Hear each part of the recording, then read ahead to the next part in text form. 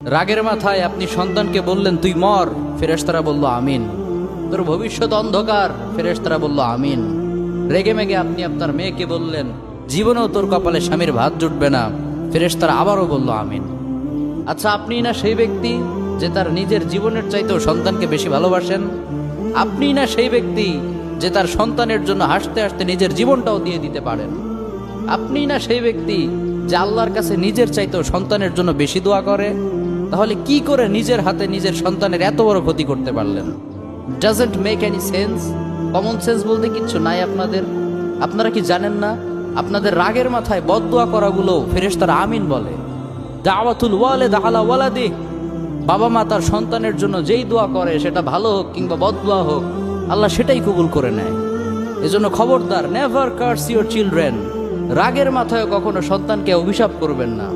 খুব বেশি রাগ উঠে গেলে তার জন্য উল্টা